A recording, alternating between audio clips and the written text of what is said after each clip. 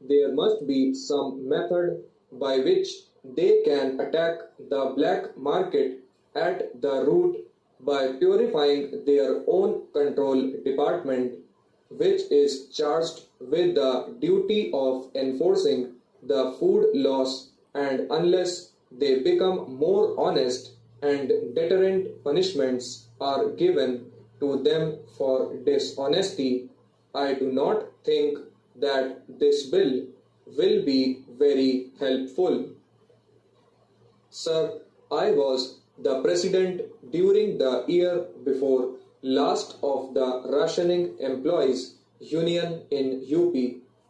All the rationing employees in UP were members of the union, and they had their grievances about pay and other things.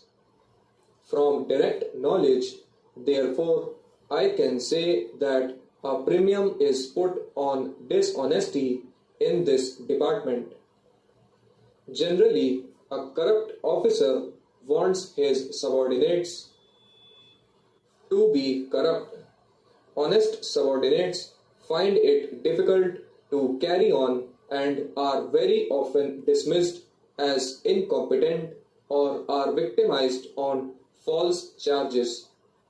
Dishonest subordinates are seldom caught as they act in collusion with dishonest officers. Even if they are ever dismissed, they have already collected enough to fall back upon. There were cases where people who were dismissed had already earned several thousands and sometimes even lakhs. Unless strong measures are taken that everybody who is enrolled in the supply department will have to give an inventory of all his assets, and if and when he leaves that department, and at intervals his assets will be checked to see that he has not made illegal gains, I do not think you can really control the black market. Unless you have a service which is honest, which is really inspired by the ideal of administering these food laws with honesty, you cannot really eradicate the black market.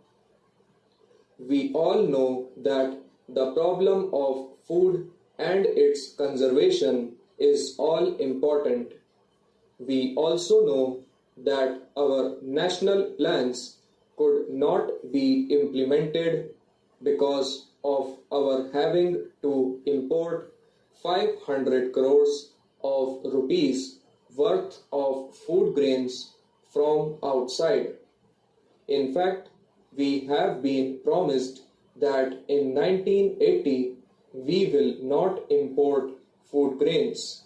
The only thing possible, therefore, is that we must become self-sufficient during this period, and for this purpose, more than anything else, there should be scientific rationing all over the country.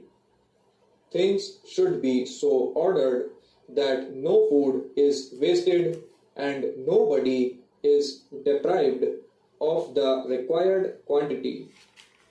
In our country, the position is such that many members of the House have confessed that they live on food got from the black market.